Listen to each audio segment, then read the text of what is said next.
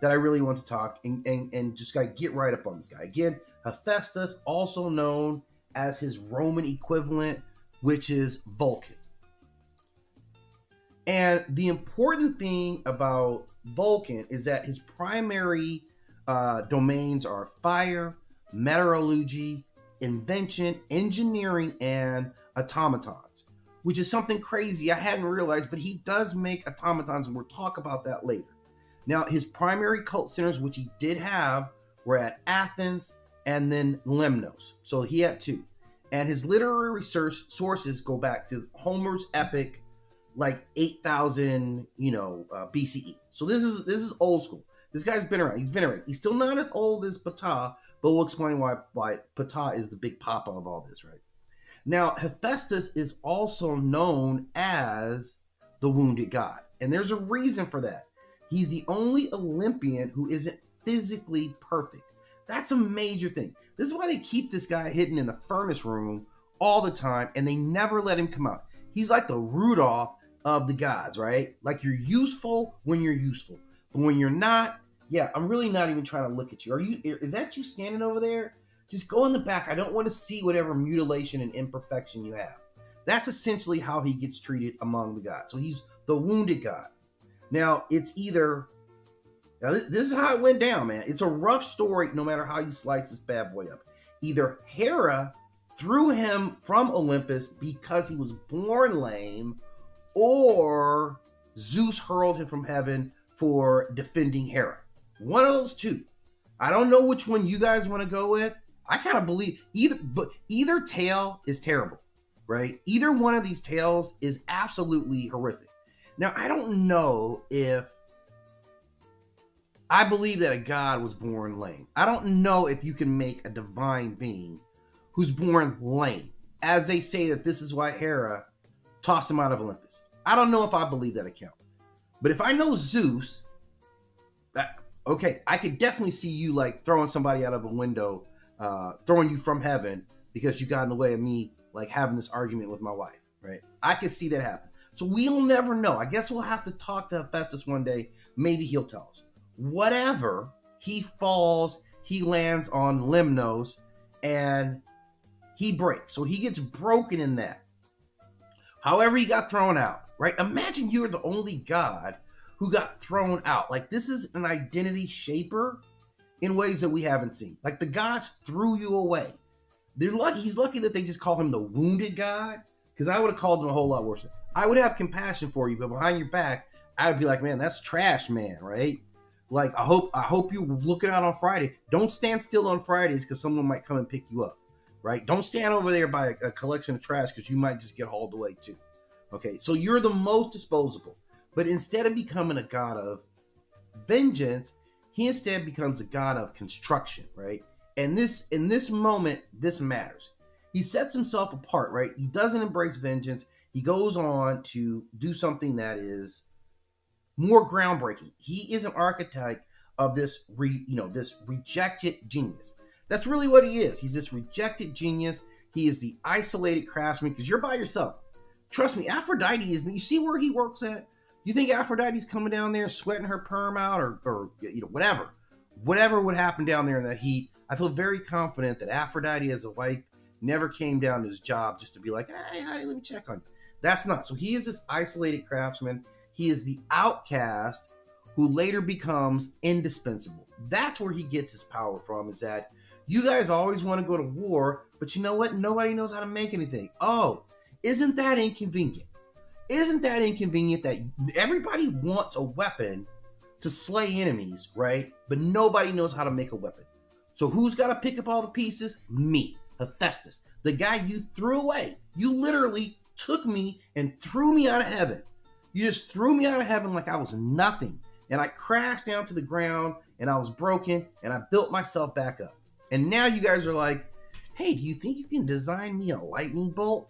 And all on Hephaestus's part is you do it.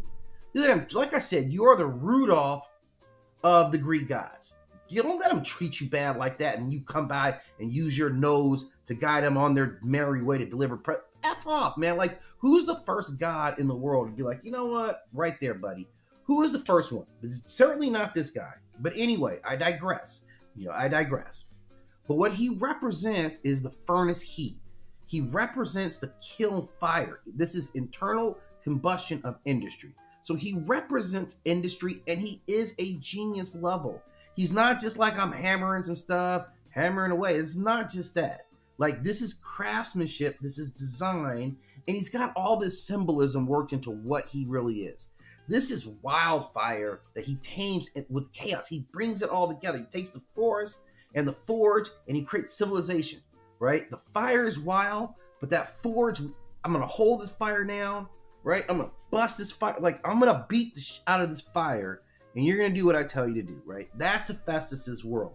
So he doesn't burn cities. He makes cities possible. So he is a creator and a good guy, like a decent guy, right? Maybe he needs to shave. He's working all day long, right? He's working all day. I don't have flowing white robes on and like a golden like tiara like Zeus.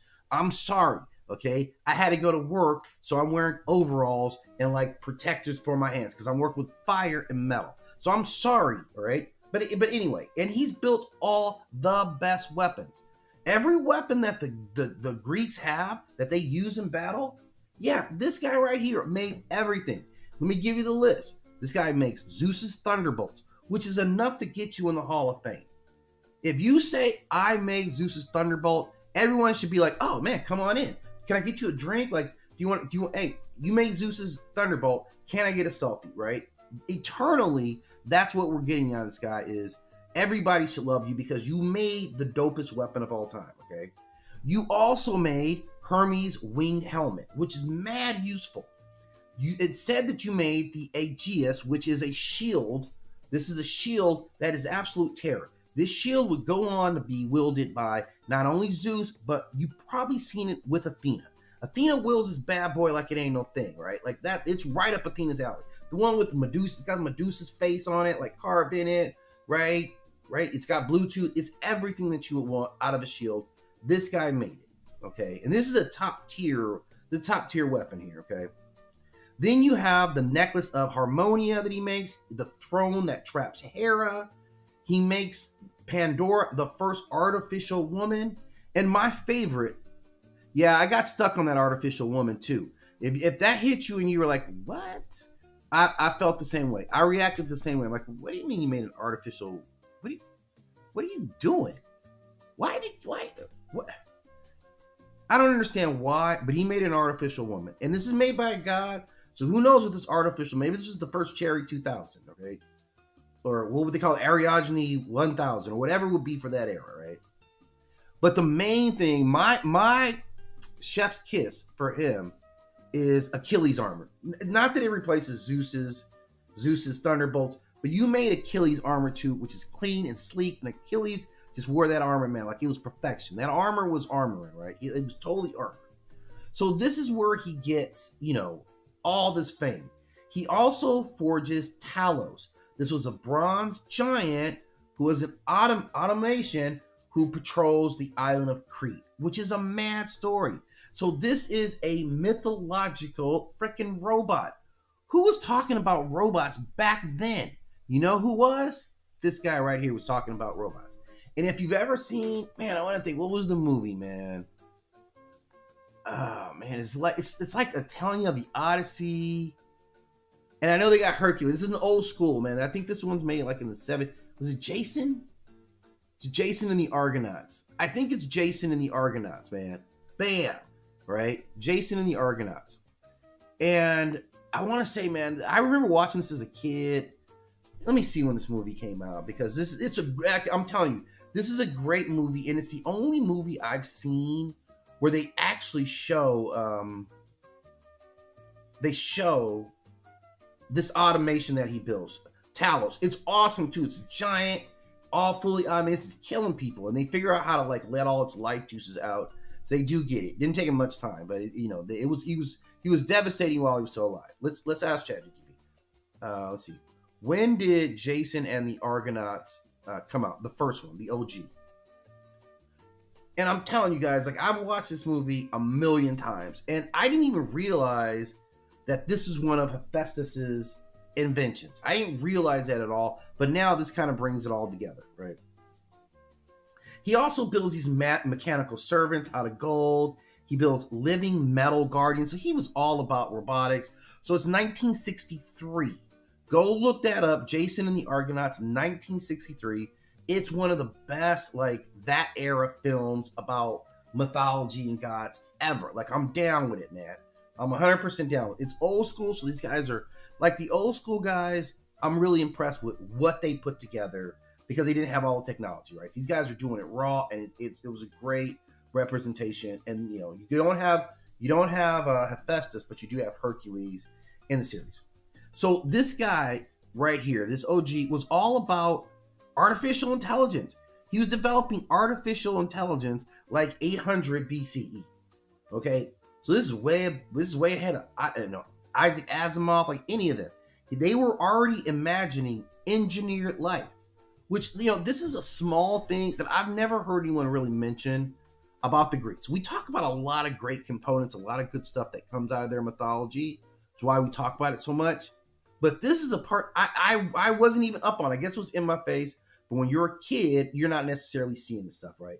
So I'm seeing it now, okay? I'm seeing it now, and I'm breaking it down to you guys. I'm delivering it just like it is. It's hot and ready all the time, right? I'm here for your mythological queries, right? So let's talk about Hephaestus more, and I'm gonna get into this wife with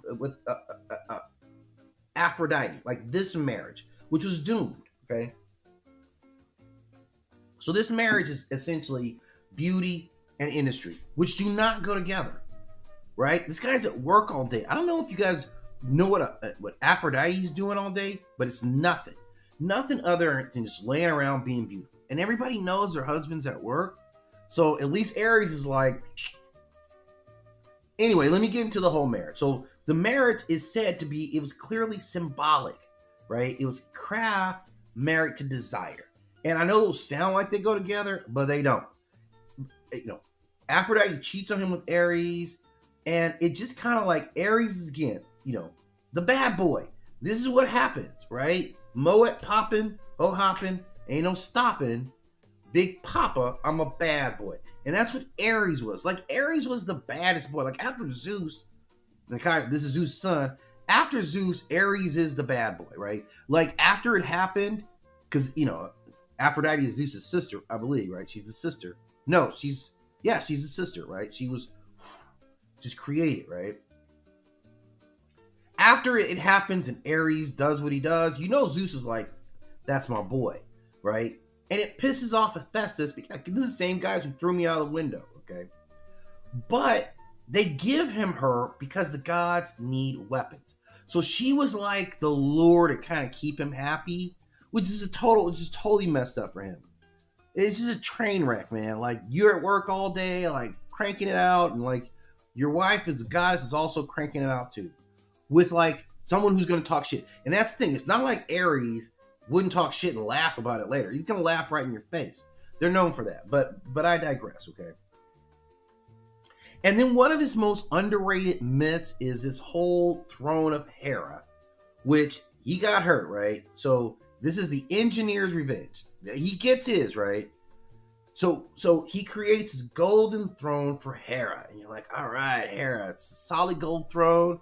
Girl, this is all for you. Like, I'm not even going to try. We can bring this to somebody else. This is 100% for you. I crafted to shape your butt. Like, your butt is a goddess's butt. I shaped the seat to fit your butt. So she sits on it, and instantly invisible chains got her. I gotcha.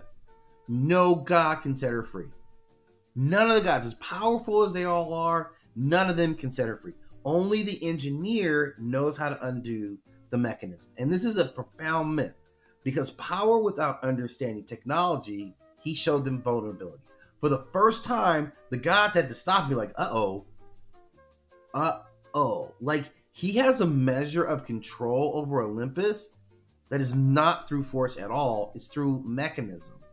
And this is the idea that technology can defeat hierarchy. So he is the most disrespected and the most dangerous out of all the deeds. Like, he could be putting traps in the doors. Like, you can't sit on anything and not worry about, like, are there some invisible magical chains on here? Right? Am I cool with Hephaestus? That changes the landscape. You can't let him make you a weapon without worrying about what else did he put in there. Is it actually drawing out my life essence? So there's a lot going on with him having that control. But Hephaestus is a very conscious deity, right? He keeps himself very grounded, and that is about his association with the earth. His workspaces are typically located beneath volcanoes, because I guess, right, who's going to get you the hottest heat in of all time? Volcanoes, of course, which, his Roman name is, Vulcan, obviously, right? That symbolism there. It's associated with destruction, pressure and release, right? That's what volcanoes are all about. Molten earth becoming solid land. So he kind of reminds me in that way of like Pele, some of the other volcano deities, and how they spread and build.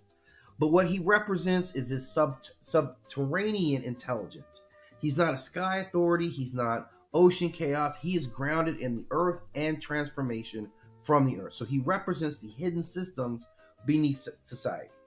Now, on a psychological level, he is the introverted genius. He's quiet, right? Just works and works out apparently all the time. Goes to the gym after he gets off work all the time. He's a craftsman who doesn't talk but only speaks through his output. I don't have to speak about it because I'll be about it. I don't need to tell you, first of all, I don't need to tell you how great my weapon is. And I don't need you to tell me how great it is either, because I already know. I don't need you to tell me how great these thunderbolts are, because I made it. I already know what they're capable of doing.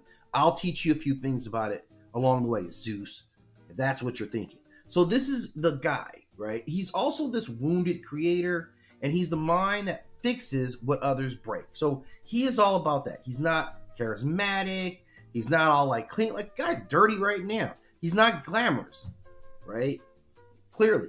But he is indispensable. Without him, right, Olympus has an issue, because you're going to need weapons, because you guys are always, facing that threat. This is cosmic destruction. Okay. Now, he also has a strong attachment, obviously, to fire, which we typically associate with Prometheus, right? Because he brings fire to humanity. Well, Hephaestus refines what fire is. He, one steals a spark of fire, Prometheus. The other one, industrializes. And that's Hephaestus. So without him, fire stays mythic. It never becomes industrialized and associated with smelting metal. So this is why he's so important. So I'm gonna talk about the other two, but just kind of outlining him. Hephaestus is the tool. That's what he represents. He is a bridge between idea and civilization. He compresses all that and makes stuff happen. This is the momentum of raw energy becoming shaped matter. That's really what he is all about. So I love talking about this guy. He needs to get his shine. Otherwise, man, this guy could just the fact that he hasn't shot up the joint just shows you how calm this guy is and what a good guy is. It's all reflection of him. Nothing about Aries or